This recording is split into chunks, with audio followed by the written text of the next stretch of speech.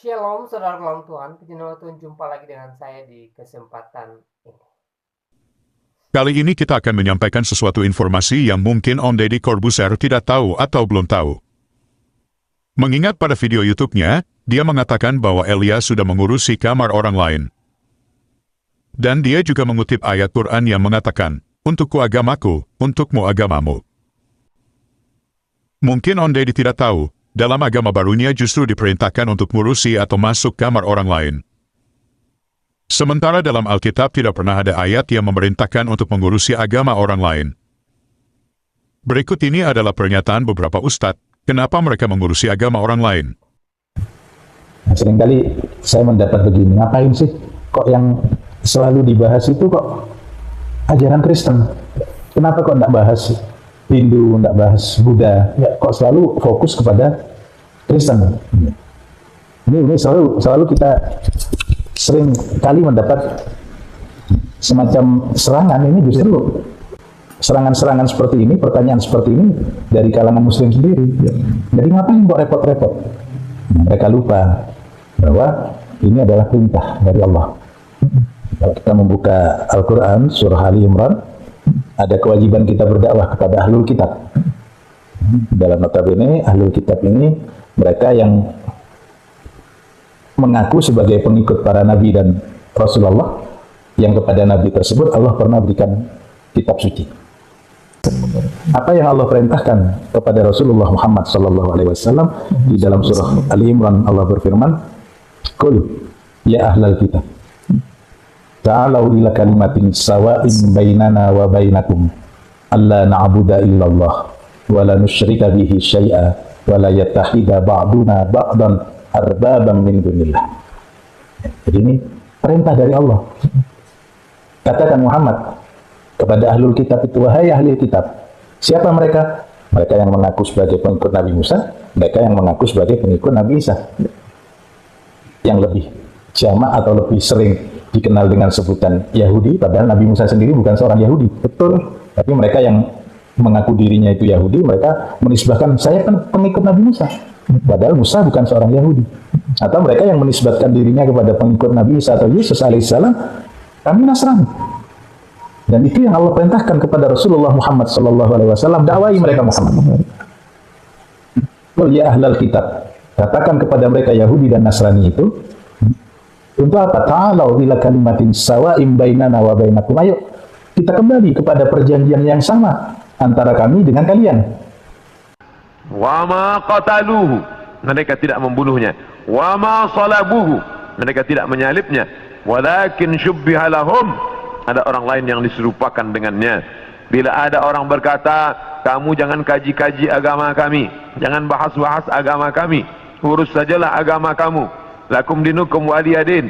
Kami tidak mungkin membahas agama kamu kalau Allah tidak menyebutkannya dalam Al-Quran. Allah menyebutkan tentang yang kamu katakan sebagai Tuhan itu dalam beberapa surah, Al-Fatihah, Al-Baqarah, Ali Imran. Uzair anak Allah, sedangkan Nasrani mempersekutukan Allah dengan Yesus, dengan Isa. Wa qala an-nasara al-masih ibnullah, Nasrani berkata Al-Masih anak Allah. Maka Al-Quran membantah. Bila ada orang mengatakan jangan kaji-kaji tentang agama orang lain, kita tidak mengkaji agama orang lain, kita sedang mengkaji Al-Quran, kitab suci kita yang bercerita tentang penyelewengan ajaran Nabi Isa alaihissalam. Ini mesti diluruskan, karena yang kita kaji adalah Al-Quran dan sunnah Nabi Muhammad sallallahu alaihi wasallam. Menurut Ustadz Abdul Somad, tidak mungkin Muslim tidak membahas agama orang. Kalau Quran tidak sebutkan, jadi karena Quran membahas agama orang, maka menjadi pembenaran buat saudara Muslim untuk bahas agama orang. Kembali ke pertanyaan. Di mana yang katanya, untukku agamaku dan untukmu agamamu? Bukankah ini bertentangan? Mungkin Deddy Corbuzier tidak tahu ini, di mana kaum Muslim harus membicarakan atau membahas agama orang, karena memang tertulis dalam kitab sucinya. Kalau tidak bahasa agama orang, nanti malah tidak menjalankan perintah kitab suci. Sementara dalam kitab suci Kristen, tidak pernah ada ayat perintah membahas agama Om Deddy. Adapun yang dilakukan apologet adalah menjawab segala tuduhan menyimpang terhadap iman Kristen. Oke teman-teman, Demikian tanggapan kita terhadap pernyataan Deddy Corbuzier. Terima kasih untuk dukungannya. Tuhan Yesus memberkati. Bang Deddy Corbuzier dalam videonya baru-baru ini mengungkapkan kemarahannya pada seorang apologet Kristen yang bernama Elia Meren. Dia menyatakan Elia Meren ini sudah mencampuri ajaran agama lain, atau dalam istilah Bang Deddy, Elia Meren ini sudah masuk kamar orang lain. Saya ingin bertanya pada Bang Deddy Corbuzier, dalam salah satu podcast yang beliau selenggarakan beberapa waktu lalu, beliau mengundang seseorang yang bernama Haikal Hasan. Haikal Hasan ini bukan seorang penganut Kristen, tapi dalam salah satu statementnya di podcast Bang Deddy, Haikal ini menyatakan bahwa Yesus Kristus diangkat sebagai Tuhan oleh Konsili Nicea tahun 325. Saya ingin bertanya pada Bang Deddy, apakah Haikal Hasan ini sudah memasuki kamar orang lain dengan berstatement seperti itu? Kristen mulai ada tahun 325 yang bikin Konstantinus. Nah ini juga salah. Kenapa salah? Kok nih Bapak ini salah mulu dari tadi ya?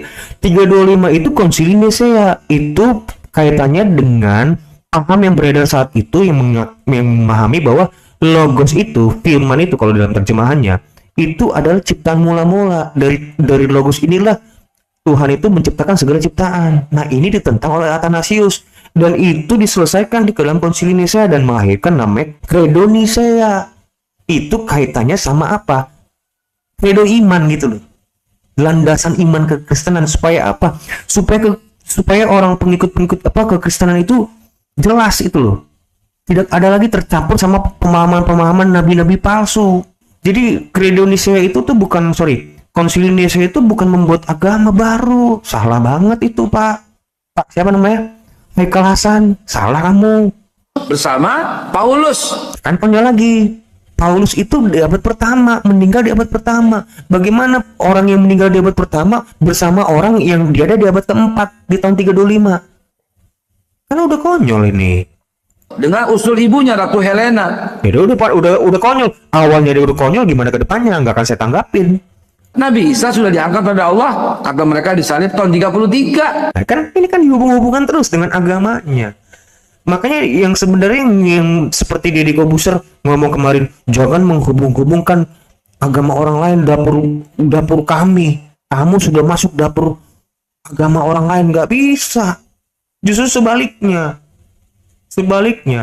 Kalau misalnya saya bilang, kalau menggunakan istilah agama samawi yang pertama kali justru menyinggung atau mempermasalahkan iman orang lain, yaitu agama Islam, Pak. Contoh konkret. Iman sebelumnya menyatakan bahwa Yesus itu disalib. Tapi datang baginda Muhammad dengan Qur'annya. Dia tidak disalib, melainkan diserupakan. Itu menyinggung nggak? Ya menyinggung dong, pasti. Baik, saudara Tuhan, itu cuplikan videonya.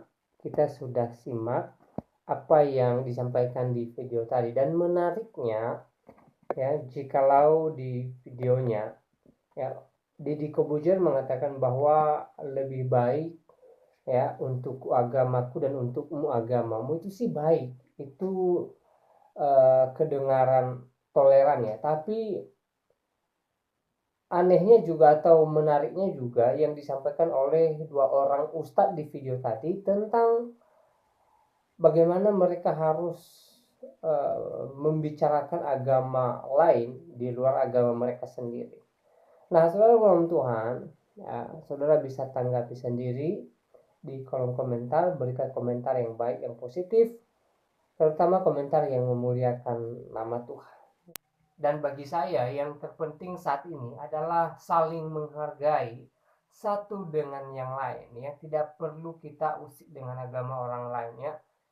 Lebih baik kita fokus kepada agama kita masing-masing ya, fokus kepada kepercayaan masing-masing ya, dan fokus dengan ilmu agama kita masing-masing ya, memperdalam agama kita dan juga menghargai agama orang lain, menghargai kepercayaan orang lain, menghargai iman orang lain. Saudara Tuhan ya, saudara Tuhan, mari kita hidup toleransi ya, mari kita mengedepankan toleransi, dan mari kita hidup bertoleransi satu dengan yang lain ya, sehingga dengan toleransi kita boleh rukun dan damai satu dengan yang lain tanpa ada persoalannya.